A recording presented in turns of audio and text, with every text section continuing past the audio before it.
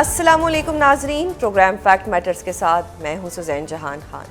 کیا حکومت کا مشکل ترین وقت شروع ہو گیا ہے یا معاملہ کچھ اور ہے؟ یہ وہ سوال ہے جو اس وقت صحافتی حلقوں میں پوری شدت کے ساتھ زیر بحث ہے اور اس پر مختلف کالمز بھی لکھے جا رہے ہیں۔ دوسری جانب آج ہی یہ اہم خبر سامنے آئی ہے کہ پی ٹی آئی نے 27 جولائی کو آزاد کشمیر میں ہونے والے انتخابات کا بائیکاٹ کر دیا ہے اور یہ مطالبہ کر دیا ہے کہ انتخابی شیڈول پر نظر ثانی کی جائے۔ موجودہ سیاسی منظرنامہ اب آنے والے دنوں میں کیا رخ اختیار کرے گا، اس حوالے سے گفتگو کرنے کے لیے ہمارے ساتھ موجود ہیں سینئر صحافی اور تجزیہ کار فہد حسین صاحب۔ بہت شکریہ سر پروگرام میں اپنا قیمتی وقت دینے کے لیے۔ سر سب سے پہلے تو یہ بتائیں کہ ایک ماہ قبل آپ نے ایک کالم لکھا تھا جو تھا hello ministers where are you? اس کے بعد صحافی حلقوں میں سے بھی یہ آوازیں بلند ہونا شروع ہو گئی کہ موجودہ حکومت کا مشکل ترین وقت شروع ہونے جا رہا ہے، تو کیا آپ کو اب بھی ایسی ہی کوئی وائب آ رہی ہے؟ بہت شکریہ اپنے پروگرام میں دعوت دینے کا۔ دیکھیے میرے خیال میں اس وقت مجھے ایسی تو کوئی انڈیکیشن نہیں مل رہی کہ حکومت کے جو ہے وہ کہیں اس کی چھٹی ہونے والی ہے۔ وہ جو میں نے جس کالم کا آپ نے حوالہ دیا، جب میں نے وہ لکھا تھا تو میرا اس وقت کہنے کا مقصد یہ تھا کہ حکومت کی جو کارکردگی ہے اس کے حوالے سے اس کا جو ایک تاثر بن رہا ہے وہ کچھ زیادہ اچھا نہیں ہے، اور جتنا ان کو ایک اوپن فیلڈ گورنمنٹ کو ملی ہوئی ہے، جتنی ان کو سپیس ملی ہوئی ہے، جتنی ان کو سپورٹ مل رہی ہے اس کو، اور جتنی اپوزیشن کمزور ہے، ان تمام معاملات کو اور ان تمام حقائق کو سامنے رکھتے ہوئے جتنی گورنمنٹ کی ایک جارحانہ قسم کی کارکردگی ہونی چاہیے وہ نظر نہیں آ رہی۔ تو میں نے اس پہ تنقید کی تھی، لیکن کیا اس کی وجہ سے حکومت کے اوپر کوئی خطرے کی گھنٹی بج رہی ہے؟ میرا نہیں خیال۔ ہاں یہ بات ضرور ہے کہ جب مایوسی شروع ہوتی ہے یا یہ ایک تاثر بنتا ہے کہ کارکردگی کہیں بہتر ہونی چاہیے تھی، تو کم از کم ایک دباؤ حکومت پہ بڑھنا شروع ہوتا ہے، اور میرے خیال میں کم از کم جو میری انڈرسٹینڈنگ ہے وہ یہ ہے کہ حکومت کو اس دباؤ کا احساس ہو رہا ہے۔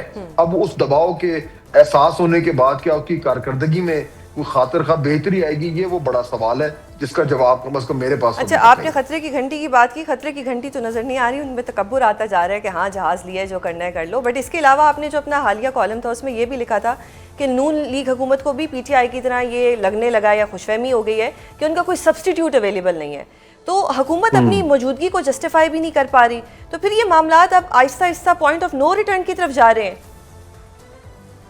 میرے خیال میں یہ انیویٹیبل نہیں ہے کہ یہ پوائنٹ آف نو ریٹرن تک جائیں، لیکن یہ ضرور ہے کہ کورس کریکشن کی ضرورت اب آن پہنچی ہے۔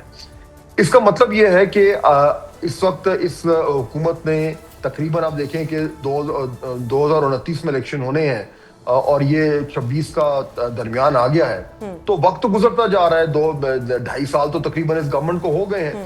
ان 2.5 سالوں میں جو ایک اس ہمارے معاشرے میں جو کمزوریاں ہیں، جو خامیاں ہیں، جو غلطی گورننس کی غلطیاں ہیں، جو اصلاحات ہونی ہے، وہ جب اگر اب تک نہیں ہوئی یا کم از کم اس پیمانے پہ نہیں ہوئی جتنے پہ ہونی چاہیے تھیں یا جتنی لوگوں کی توقعات تھیں، تو پھر یہ سوال تو اٹھے گا کہ اگر آپ شروع کے 2.5 سال میں مشکل فیصلے نہیں کر پائے تو جو آخری 2.5 سال ہوتے ہیں ان میں تو ویسے ہی گورنمنٹ جو ہے وہ تھوڑا سا زیادہ محتاط ہو جاتی ہیں کہ جی الیکشن میں جانا ہے۔ تو یہ ایک بڑا ایک سوال ہے جو بار بار گورنمنٹ کے حوالے سے پوچھا جا رہا ہے۔ یہ جو بات آپ نے شروع میں کی کہ جی یہ گورنمنٹ جو ہے شاید یہ سمجھتی ہے کہ اس کا کوئی متبادل نہیں ہے، یہ ہر گورنمنٹ کی یہ خام خیالی ہوتی ہے، اور پھر ان کو احساس تبھی ہوتا ہے جب ڈیلیور بھی کچھ نہیں ہو رہا، کورس کریکشن بھی نظر نہیں آ رہی، پھر یہ کیسے آگے معاملات چلیں گے؟ ملک کیسے چلے گا؟ پنجاب کی حالت دیکھ لیں، اسکول میں کیسے وہ اسکول کی چھت گری، اس سے پہلے ٹیوشن سینٹر کی چھت گری،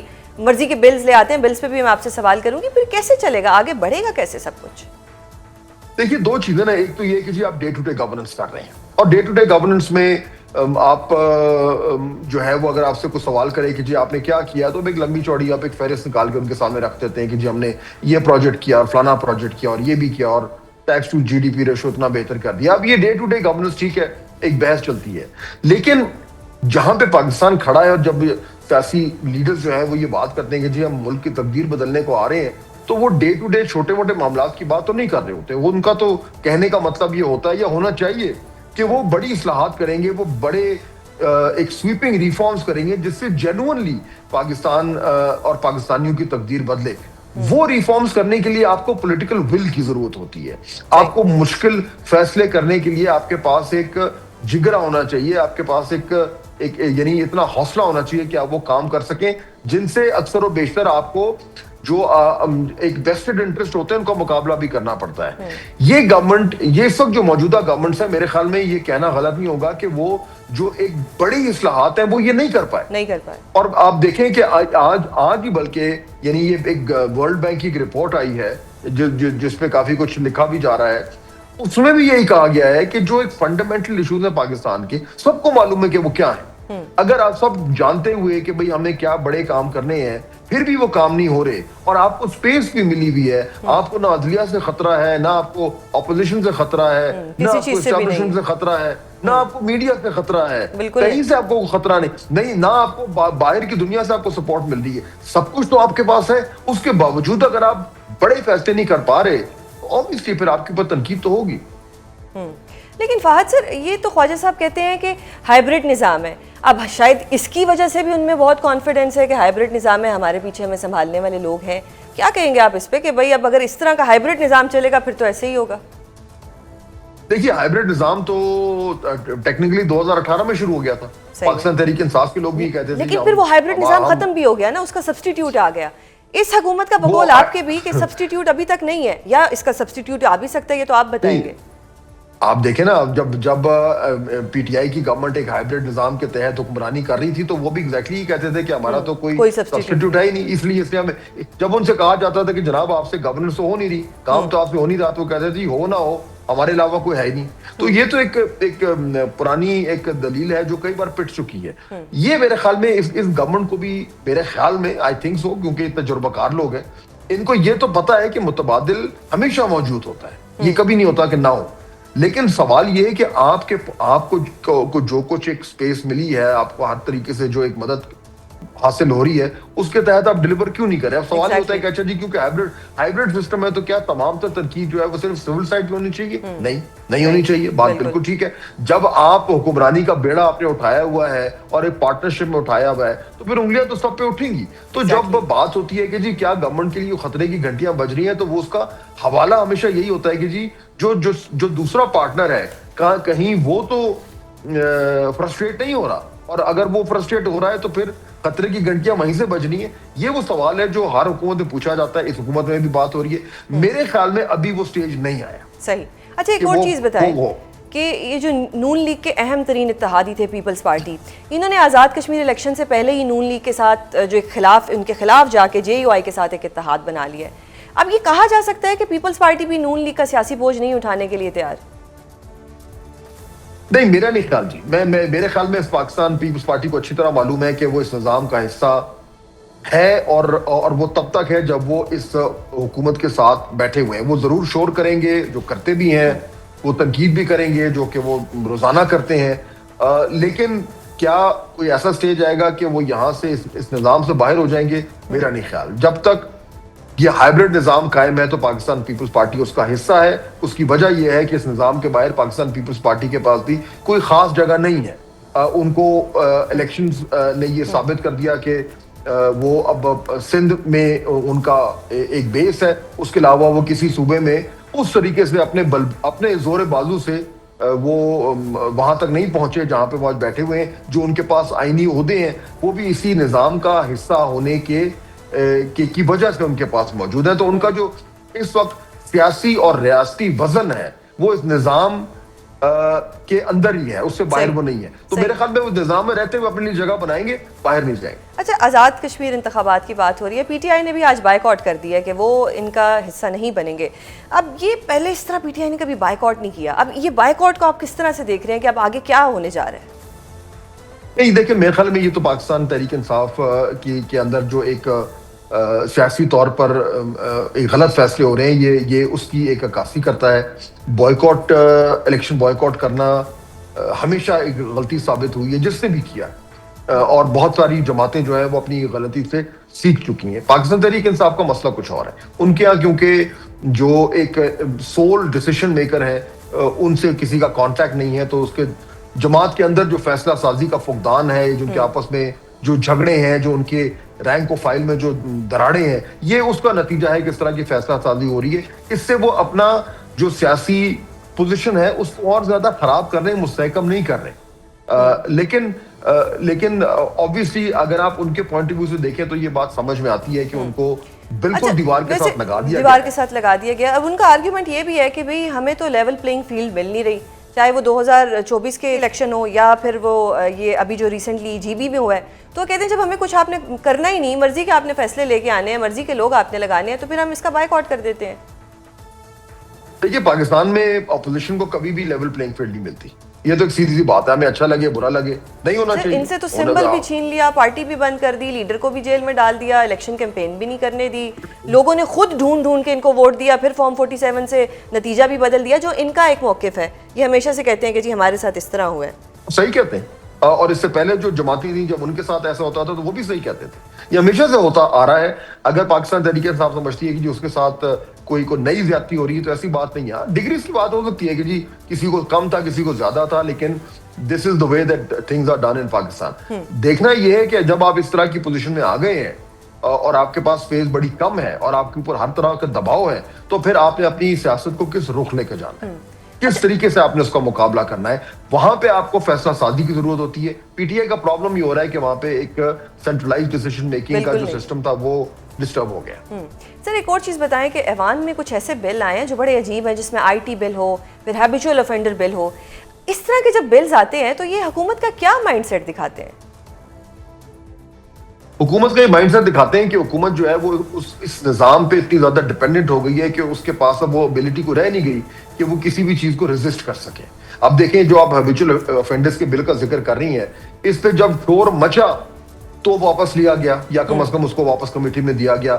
اس سے پہلے وہ جو ٹیلی کام کا مسئلہ ہوا تھا اس میں آپ کو یاد ہوگا کہ وہ شور مچا تو یہ ہوا. تو یہ نہیں, دیکھیں میرے لیے تو سب سے جو ایک پریشان کن بات ہے وہ یہ ہے کہ حکومت اس طرح کی فیصلہ سازی کر رہی ہے اور اس طرح کی قانون سازی کر رہی ہے جو ایکسٹرنل پریشر پہ ڈیپینڈنٹ ہے.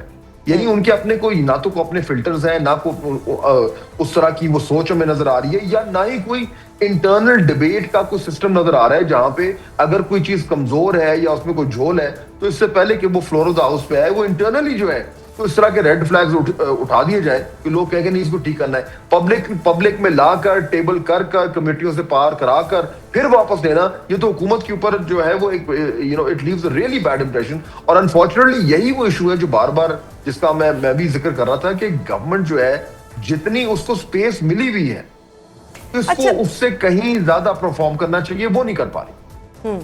صحیح. سر ایک اور چیز بتائیے گا کہ کہیں گورنمنٹ اس الوژن میں تو نہیں ہے کہ ہم نے جو سفارتی کامیابی کی, ہم نے یو ایس ایران کی صلح کرانے میں بڑی کوشش کی, بڑی تعریفیں ہوئی پاکستان کی پوری دنیا میں, تو اس کے بعد دے آر لیسٹ بادر کہ ہمارے ملک میں جو بھی ہو رہا ہے دیکھا جائے گا. اس وقت تو سفارتی کامیابی ملی ہوئی ہے, گورننس چل رہی ہے, چلے نہیں چل رہی نہ چلے, معیشت جس طرف بھی جا رہی ہے. تو یہ اب اس وقت ایک کانفیڈنس میں آ گئے ہیں, یا ان کو لگ رہا ہے کہ سفارتی کامیابی مور دین انف ہے, اگلے باقی جو تھوڑے سے سال رہ گئے ہیں وہ بھی گزار لیں گے؟ دیکھیے کانفیڈنس ان کو بالکل آیا ہوا, اس میں کوئی شک نہیں ہے. لیکن میرے خیال میں گورنمنٹ میں لوگوں کو اچھی طرح معلوم ہے کہ یہ جو جس کانفیڈنس کا آپ ذکر کر رہی ہیں یہ آج ہے کل نہیں ہے.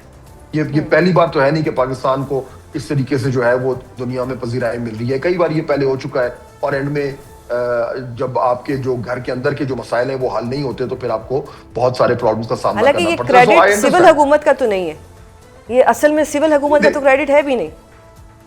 دیکھیے میں اب جب ہائیبریڈ کا ذکر کر رہے ہیں تو اس میں obviously ہر شخص جو ہے وہ چاہے گا کہ میں کریڈٹ لے لوں. اس میں بات ہو سکتی ہے کہ جی اس میں سینٹرل کیریکٹر کون ہے, اور دیکھیے اس میں تو یہ کم از کم جو ہم جو ہماری سفارتی کامیابیاں میں مل رہی ہیں اس میں تو ہر شخص کہہ رہا ہے کہ obviously جو ہماری اسٹیبلشمنٹ ہے اور خاص طور پہ جو فیلڈ مارشل عاصم منیر ہے وہ اس کو لیڈ کر رہے ہیں. جو ٹرمپ خود اس کو اکنالج کرتے ہیں, گلف کے لیڈرز اس کو اکنالج سارے اکنالج کریں, تو وہ that's not a big secret. But the fact is کہ حکومت نے اچھا کام کیا ہے, پرائم منسٹر نے ڈپلومیٹکلی اچھا کام کیا ہے, deputy prime minister foreign minister نے اچھا کام کیا ہے. مطلب جہاں پہ دیکھیں کریڈٹ ان کو دینا چاہیے وہ دے دینا چاہیے. لیکن وہی سارا کچھ جو باہر آپ اتنی کامیابیاں سمیٹتے پھر رہے ہیں تو وہ گھر پہ کیوں نہیں کر سکتے؟ why can't you fix things at home? تو پرابلم اصل میں ہو ہی رہا ہے کہ یہاں پہ یا تو ویژن نہیں ہے, اگر ویژن ہے تو کیپیسٹی نہیں ہے, اگر کیپیسٹی ہے تو پولیٹیکل ول نہیں ہے, کوئی تو پرابلم ہے جس کی وجہ سے جو ہے بڑے فیصلے نہیں ہو پا رہے. سر ایک اور چیز بتائیں, اب اگلے 6 مہینوں میں آپ کی کیا پریڈکشن ہے کہ گورنمنٹ اسی طرح چلے گی, 5 سال پورے کرے گی, یا ریپلیسمنٹ آ جائے گی اور ان کے لیے بڑی مشکلات بھی ہو سکتی ہیں, ان کی فائلیں بھی بن سکتی ہیں؟ وہی کانفیڈنس بہت آ گیا نا, اب کہتے ہیں تیارہ لیا تو لیا, کیا کرنا جو کرنا ہے کر لو, یہ کیا نکال جائے گا ٹائم؟ اور اگر کورس کریکشن نہیں ہوتی تو پھر مشکل بڑھ جائے گی. ایک تو دیکھیں I've spent enough time in journalism in Pakistan to know کہ prediction کرنا بڑا خطرناک ہوتا ہے, تو وہ تو میں کروں گا نہیں. لیکن میں یہ ضرور کہوں گا کہ ہمیں یہ نظر آ رہا ہے کہ اگر بزنس ایز یوزول رہا, اگر ایسے ہی گورننس ہوتی رہی جس طریقے سے ابھی ہو رہی ہے, تو گورنمنٹ کے اوپر دباؤ جو ہے وہ بہت زیادہ بڑھنا شروع ہو جائے گا. دباؤ شروع ہو چکا ہے, وہ اس لیے ہو رہا ہے کہ دیکھیں جب ایک عام آدمی پوچھتا ہے کہ ٹھیک ہے جی آپ نے 2.5 سال سے آپ کو سب کچھ ملا ہوا ہے, اس کے عوض آپ نے میری زندگی میں کیا بہتری آئی, جنون سوال ہے. اور اگر اس کا جواب ہے کہ نہیں جی تھوڑا سا اور ویٹ کر لیں تو نو دیٹس ناٹ گڈ انف, تو آئی تھنک دباؤ بڑھنا شروع ہو جائے گا. تو کلاک از ٹکنگ. الٹیمیٹلی اس دباؤ کے نتیجے میں کیا ہوگا, وہ کلاک کب تک چلے گی, الٹی گنتی کب شروع ہوگی, I don't know, nobody knows. But for sure یہ بات کلیئر ہے کہ گورنمنٹ کے اوپر ایسا بھی تو ہو سکتا ہے کہ دباؤ بڑھنے سے حکومت اور گھبرا جائے. بالکل ہو سکتا ہے, میرے خیال میں آلریڈی آپ کو اس کی کئی جگہ چیزیں نظر آتی ہیں. سر ہمیں تو کانفیڈنس نظر آ رہا ہے, لے لیا جہاز, جو کرنا ہے کر لو. جو آپ کو گورنمنٹس کو یہ معلوم ہے کہ ایکسٹرنل فیکٹرز کی وجہ سے کانفیڈنس جو ہے وہ بڑا عارضی ہوتا ہے, اور یہ آئی تھنک جو اگر کوئی سمجھتا ہے کہ ایسا نہیں ہے تو پھر وہ ظاہر بات ہے اس کو اس کا خمیازہ بھگتنا پڑے گا. But I think senior people who have been in part of the system for a long time, ان کو اچھی طرح معلوم ہے کہ یہ ہوتا ہے. لیکن اصل میں پرابلم ہے یہ کہ آپ یہ سب کچھ جانتے بوجھتے ہوئے بھی اگر پاکستان کے اندرونی معاملات میں ایک فنڈامنٹل بیٹرمنٹ نہیں لا پا رہے, تو پھر ایشو ہے کیا؟ دیٹ از دا کی تھنگ کہ آپ کرنا نہیں چاہ رہے, یا کر پا نہیں رہے, یا آپ پہ سخت ہی نہیں ہے کہ وہ کر پائے. بہت شکریہ سر پروگرام میں اپنا قیمتی وقت دینے کے لیے. دا کلاک از کلکنگ, یہ کہنا تھا فہد حسین صاحب کا موجودہ حکومت کے حوالے سے. 2 روز قبل پیش آنے والے کاہنا واقعے کی باز گشت ابھی تھمی نہ تھی کہ آج لاہور کے شالیمار ٹاؤن میں ایک زیر تعمیر اسکول کی عمارت گر گئی, جس سے ایک بچے کی ہلاکت بھی ہوئی ہے. پنجاب حکومت ٹیوشن سینٹر اور اسکولز کی عمارتوں کو ریگولیٹ کرنے میں کیوں ناکام ہو رہی ہے, اس حوالے سے گفتگو کرنے کے لیے ہمارے ساتھ موجود ہے تجزیہ کار ماجد نظامی. بہت شکریہ سر پروگرام میں اپنا قیمتی وقت دینے کے لیے. سر سب سے پہلے تو یہ بتائیں کہ کاہنا واقعے کے بعد پنجاب حکومت کو اچانک یہ خیال کیوں آیا کہ غیر قانونی طور پر جو ٹیوشن سینٹرز قائم ہیں ان کا سروے کیا جائے اور ان ٹیوشن سینٹرز کی رجسٹریشن شروع کرائی جائے؟ یہ کام تو بہت پہلے نہیں ہو جانا چاہیے تھا. جی بہت شکریہ. میرا خیال ہے کہ گورنمنٹ کے پارٹ پر جو نیگلیجنس ہے اور جو نااہلی ہے, اس سے اختلاف کی بنیادی وجہ یہی ہے کہ یہاں پر کاسمیٹکس کے اوپر توجہ دی جاتی ہے.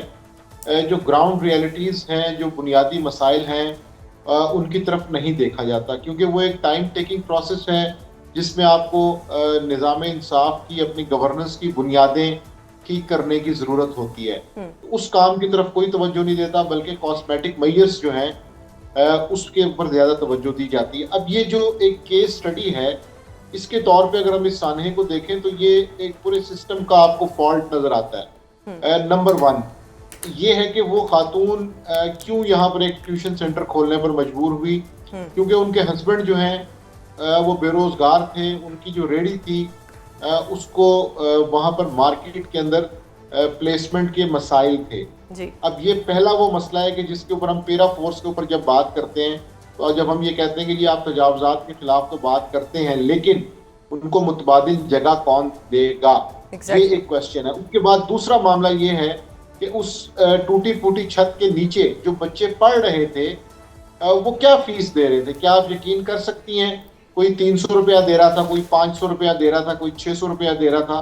تو وہ جو 20-25 بچے تھے, 30 بچے تھے, ان سے ٹوٹل انکم اس خاتون کو 9 سے 10 ہزار روپیہ پر منتھ ہوتی تھی, جو کہ ایک اور پاکستانی معاشرے کا یہاں کا ایک شرمناک پہلو ہے. اب اس کے بعد تیسری بات یہ ہے کہ اس جگہ پر جہاں پر یہ سانحہ ہوا ہے, وہاں پر ہم یہ دیکھتے ہیں کہ گلیوں کی کیا صورتحال تھی, وہاں پر امدادی کام کرنے میں کیا مشکلات پیش آئیں. جب میں کاسمیٹکس کی بات کرتا ہوں تو جب ہم گلبرگ کے اندر ٹف ٹائل لگا دیتے ہیں جب ہم ڈرون فوٹیج بنا کے چلا دیتے ہیں کہ جی شہر خوبصورت ہو گئے تو یہ گلیاں نظر انداز رہ جاتی ہیں. ایگزیکٹلی. اب یہ 3 سے 4 ایسی چیزیں ہیں کہ جس سے پتہ چلتا ہے کہ آپ کا سسٹم کس حد تک خراب ہے اور اس خرابی کو دور کرنے کی جو وجوہات ہیں وہ ہمارے سامنے ہیں. ماجد سر, دس از ویری انفارچونیٹ کہ سروے تو آج تک ہوا ہی نہیں کہ پتہ لگے کتنے غیر قانونی ٹیوشن سینٹرز چل رہے ہیں. یعنی کوئی سروے ہوتا ہے, کوئی چیک اینڈ بیلنس ہوتا ہے. آج تک پنجاب حکومت کو پتہ ہی نہیں تھا کہ ایسا بھی کوئی سروے کرنا ہوتا ہے. جی بالکل, اس کی وجہ یہ کہ جب آپ سکولز کو آؤٹ سورس کریں گے, ایجوکیشن کو اپنی پرائرٹی نہیں بنائیں گے, تو اس کے بعد اس طرح کی چیزیں آٹومیٹکلی ہوں گی. ٹیوشن سینٹر کا کیا مطلب ہے؟ ٹیوشن سینٹر کا مطلب یہ ہے کہ اسکول کے اندر وہ ریکوائرڈ جو اٹینشن ہے وہ بچے کو نہیں مل رہی, وہاں پر اس کا جو معاملہ ہے وہ درست نہیں ہے, اس لیے اس کو ایک ایڈیشنل سپورٹ کی ضرورت پڑ رہی ہے. اور وہ ایڈیشنل سپورٹ وہ کس قیمت پہ حاصل کر رہا ہے؟ 500 روپے, 600 روپے پہ. تو یہ میرا خیال ہے کہ اس چیز کو دیکھنے کی ضرورت ہے. آج پھر ایک اور ثانیہ لاہور میں ہی ہوا ہے. تو اب یہ معاملہ ہے کہ جب آپ اس طرف توجہ نہیں دیں گے کہ کیا ٹیوشن سینٹر کے کوئی ایس او پیز ہونے چاہیے, کیا ٹیوشن سینٹر میں وہی ٹیچر جو سرکاری اسکول میں نہیں پڑھاتا وہ یہاں پہ آ کے پڑھانا شروع کر دیتا ہے, یا وہاں پہ وہ کیوں نہیں پڑھاتا. تو یہ ایک چین ہے, اس کو ہم ایک ایونٹ کو آئسولیشن میں نہیں دیکھ سکتے کہ ہم یہ کہیں کہ جی ایک جگہ پہ چھت گر گئی اور اس کے ذمہ داران کے خلاف کارروائی ہوگی. میرا خیال ہے ایسا نہیں ہے. اچھا, بات اب صرف ٹیوشن سینٹرز تک نہیں ہے, بہت سے غیر قانونی اسکول بھی بنے ہوئے, اور اس کے علاوہ ابھی تک 133 سرکاری اسکول کی عمارتیں ایسی ہیں, سرکاری اسکول کی, جن کی بہت بری حالت ہے اور وہ کسی بھی وقت گر سکتی ہیں. تو کیا پنجاب حکومت اب ویٹ کر رہی ہے کہ وہ بھی گر جائیں, ایک ہی دفعہ یہ جو غریبوں کے بچے مرنے ہیں مر جائیں, اس کے بعد ہم جا کے تعزیت کر لیں گے, 10-10 لاکھ روپے گھر والوں کو دے دیں گے؟ دیکھیے, جو فائر فائٹنگ کا موڈ ہوتا ہے نا, یہ جس کے اندر آپ یہ چاہتے ہیں کہ جی معاملے کے بعد آپ نے اس پہ ریئیکشن دینا ہے, یہ گورننس میں کوئی اچھی اپروچ نہیں سمجھی جاتی.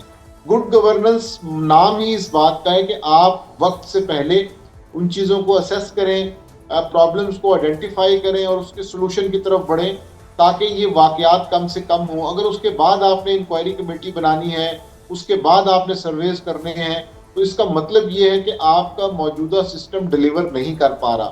اور ایجوکیشن کے اندر تو اب افسوسناک صورتحال یہ ہو گئی ہے کہ جو اسکول پرائیویٹائز کیے جا رہے ہیں ان کے اندر اس چیز کا چیک اینڈ بیلنس نہیں ہے کہ ٹیچر کی سیلری کیا ہے. تو میرا خیال ہے کہ اگر اس کو انسکلڈ لیبر جتنی سیلری بھی نہیں مل رہی, تو اس کے بعد پھر یہ ٹیوشن سینٹرز کا جو معاملہ ہے یہ ڈیفینیٹلی جو ہے یہ ڈسکس ہوگا اور یہاں پہ لوگ جائیں گے. اچھا, ٹیوشن سینٹر کے علاوہ اگر میں بات کروں, مریم نواز صاحبہ آج جیل اصلاحات کے حوالے سے ایک تقریب میں وہ گئی ہوئی تھی, جہاں پر انہوں نے خطاب کرتے ہوئے یہ کہا کہ وہ خود اڈیالہ میں رہ چکی ہیں, قید تنہائی بھی گزار چکی ہیں, اور ان کو اندازہ ہے کہ اس سے مطلب انسان کی جو مینٹل ہیلتھ ہوتی ہے وہ کتنی خراب ہوتی ہے. سو دیٹ مینس کہ شی نیو کہ وہاں پہ قید تنہائی میں رہنا کتنا مشکل ہے, اور اس کا مطلب ہے کہ ان کو عمران خان کی حالت کا بھی اندازہ ہوگا, کیونکہ وہ بھی اس وقت اڈیالہ جیل میں ہیں, اور اڈیالہ جیل جو ہے وہ پنجاب حکومت کے انڈر آتی ہے. کیا کہیں گے آپ اس پہ؟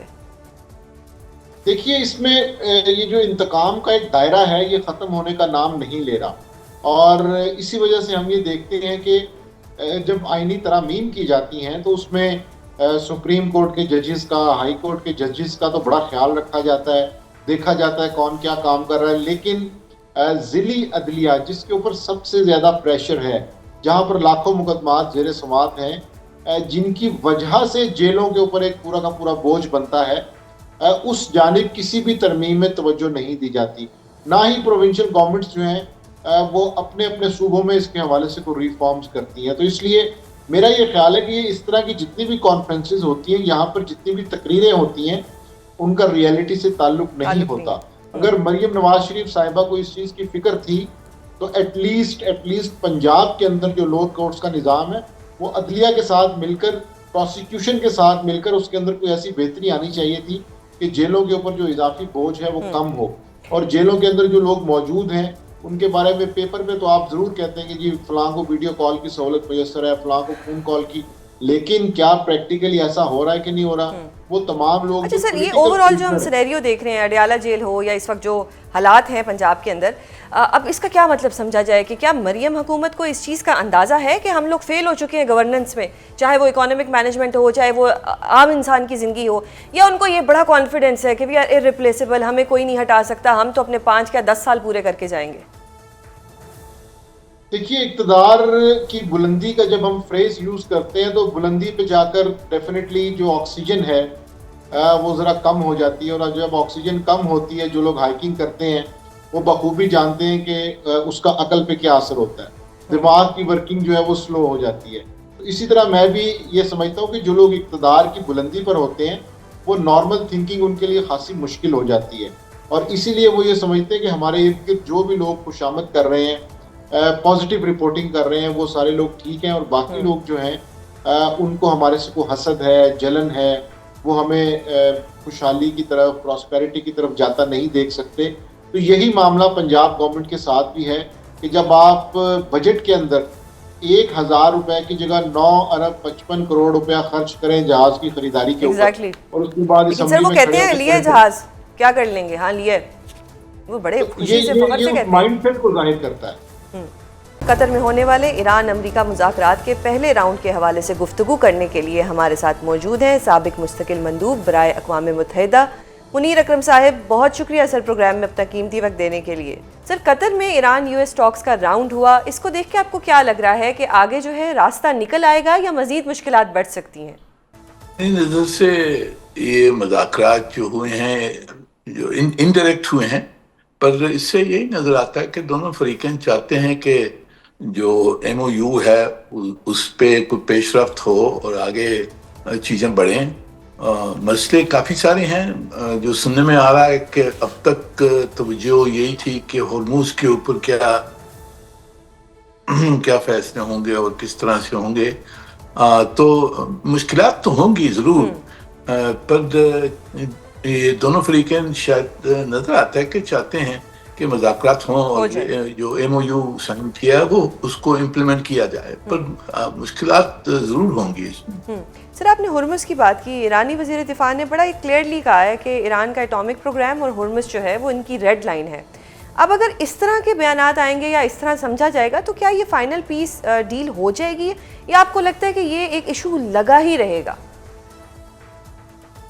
جی اس میں ابھی دیکھنا ہے کہ ایران کا موقف تو یہی ہے کہ ہرموز کی جو ٹریفک ہوگی وہ ہمارے ساتھ تو اس میں کوئی کوارڈینیشن ہو، تو میرے خیال میں اگر صرف کوارڈینیشن تک کی بات رہتی ہے تو وہ شاید ہو سکتا ہے، پر اگر وہ چاہتے ہیں کہ جی ہرموز میں ٹریفک میں جو بھی جہاز جائے گا وہ ہمیں ٹول دے گا یا کچھ قسم کے فیس دے گا، تو وہ میرے خیال میں جو لا ہے، جو انٹرنیشنل لا ہے، اس کی ساتھ وہ الائن نہیں ہوگا، اس میں یعنی کہ مشکلات ہوں گی۔ انٹرنیشنل لا کچھ کہتا ہے کہ جو انٹرنیشنل اسٹریٹس ہیں اس میں فری نیویگیشن ہونی چاہیے، تو اس میں مشکلات ہو سکتی ہیں، پر کوئی نہ کوئی اس کا حل ڈھونڈنا ہوگا جس میں انٹرنیشنل لا بھی ریسپیکٹ ہو، اور جو ایران کی جو کچھ بھی جو ان کی آبجیکٹیوز یا کنسرنس ہیں، کوئی لیجٹمیٹ کنسرنس ہیں، تو اس کو بھی اکوموڈیٹ کیا جائے۔ سر ہرمز کے حوالے سے تو خلیجی ممالک بھی انوالو ہو رہے ہیں، جیسے سعودیہ ہو، عمان ہو، یو اے ای ہو، اب کس طرح سے پھر آپ دیکھ رہے ہیں کہ اب ان کی انوالومنٹ کے بعد تو شاید کچھ راستے نکل سکتے ہیں؟ جی دیکھیے میری نظر میں جو راستہ نکل سکتا وہ یہی ہے کہ جو دوسرے اسٹریٹس میں جیسے ملاکا اسٹریٹ ہے وہاں بھی ایک ارینجمنٹ ہے جس کے تحت وہ نوٹس دی جاتی ہے جو ملک ہیں بازو کے جہاز جا رہے ہیں، اور وہاں ایک والنٹری فنڈ بنایا ہوا ہے جس کے تحت کوئی رقم، چھوٹی سی رقم ہوتی ہے، وہ ہر جہاز اس فنڈ میں دیتا ہے۔ وہ فنڈ جاپان میں ایڈمنسٹر ہوتا ہے، تو اس قسم کی کوئی ارینجمنٹ ہو سکتی ہے، پر اگر ایرانی چاہتے ہیں کہ جی ہر جہاز ان کو $1-2 ملین دے، وہ میرے خیال میں ناممکن ہوگا، کیونکہ وہ انٹرنیشنل لا کی خلاف ورزی ہوگی۔ صحیح۔ سر ایک اور چیز بتائیے گا کہ ایران نے لبنان کے حوالے سے بڑی سخت پوزیشن لی ہوئی ہے، اور وہ یہ وارننگ دے رہے ہیں کہ جب تک اس ایشو کو آپ حل نہیں کرتے ہم حتمی معاہدہ نہیں کریں گے۔ تو یعنی حتمی معاہدے کی راہ میں لبنان جو ہے ایک رکاوٹ بن سکتا ہے؟ جی ضرور، اور لیبنان میں مسئلے بہت پیچیدہ ہیں۔ وہاں اب جو یہ ایک سیپریٹ معاہدہ ہوا ہے اسرائیل اور لیبنیز حکومت کے درمیان، جو امریکہ نے کروایا، اس معاہدے میں کچھ چیزیں ہیں جو میرے خیال میں حزب اللہ کو اور اس لیے ایران کو شاید منظور نہیں ہوں گے۔ اس میں وہ مسئلے ہیں، تو وہ مسئلے بھی حل کرنے ہوں گے۔ یہ مسئلے یہی ہیں کہ وہاں پورا جو پرائیورٹی دی گئی ہے وہ یہ ہے کہ حزب اللہ کو پہلے ڈیزارم کریں، اس کے بعد میں اسرائیل نکلے گا ساؤتھ لیبنان سے، اور ایران کا اور حزب اللہ کا یہی موقف ہے کہ یہ دونوں چیزیں ساتھ میں ہونی چاہیے۔ پہلے اسرائیل نے جو ساؤتھ لیبنان میں جو انویژن کی ہے اس کو ویکیٹ کیا جائے پہلے۔ سر، اب لبنان اور سیریا نے بھی معاہدہ کر لیا ہے کہ وہ ایک دوسرے کے معاملات میں مداخلت نہیں کریں گے، تو اب اس معاہدے کے کیا اثرات ہو سکتے ہیں لبنان اور سیریا کے حوالے سے؟ جی میرے خیال میں دیکھیے سیریا جو ہے وہ اس وقت وہ ان کی پوری جو ہے کہ وہ ان کی جو اندرونی مشکلات ہیں، فیکشنز ہیں، جو شیعہ فیکشنز ہیں، ان کے ساتھ وہ انٹرنل کنسنسس کرنا چاہتے ہیں، تو وہ ایکسٹرنل کوئی ایڈونچر تو اس وقت کرنے کے حال میں نہیں ہے۔ تو اس لیے یہ صحیح ہے کہ انہوں نے کہا کہ جی ہم لیبنان میں انٹرفیئر نہیں کریں گے، جیسے ٹرمپ صاحب نے کہا کہ جی سیریا کو ہم استعمال کریں گے حزب اللہ کے خلاف، تو وہ اس کو ظاہر انہوں نے کر دیا کہ ہم تو نہیں اس میں شامل ہوں گے، تو وہ تو اپنی جگہ پر ہے۔ پر لیبنان میں اندرونی جو مسئلے ہیں وہ بڑے پیچیدہ ہیں، کیونکہ وہاں سب فیکشنز ہیں۔ جو حزب اللہ کا جو فیکشن ہے وہ کافی مضبوط ہے، اس کو ڈیزارم کرنا آسان بات نہیں ہوگی، اور اگر لیبنیز حکومت نے پرائیورٹی دی کہ جی پہلے ہم حزب اللہ کو ڈیزارم کریں گے اور اس کے بعد میں اسرائیل یہاں سے نکلے گا، میرے خیال میں وہ سیکوینس صحیح نہیں ہوگا، وہ امپلیمنٹ نہیں کرنے میں بہت مشکل ہوں گی۔ سر ایک اور چیز بتائیے گا، عباس عراقچی صاحب نے بھی ایک وارننگ دی ہے، انہوں نے کہا ہے کہ اگر اسرائیل نے اپنی کارروائیاں نہ روکیں اور اگر وہ باز نہیں آیا تو ہم اس کو سبق سکھائیں گے۔ ڈو یو تھنک کہ اس کے بعد ٹرمپ صاحب اسرائیل کو کنٹرول کریں گے؟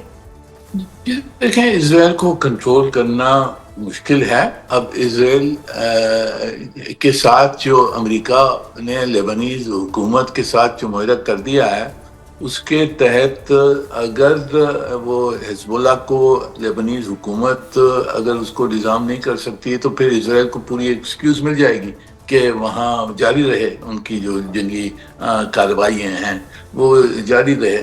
تو میری نظر میں دیکھیں جو اسرائیل کو روکنے کی کوشش تھی وہ فی الحال تھی جب تک کہ معاہدہ نہیں ہو گیا، اس کی امپلیمنٹیشن سیز فائر مکمل ہو گیا، تو یہ آگے دیکھنا ہوگا کہ وہ کتنی کوشش کرتے ہیں امریکہ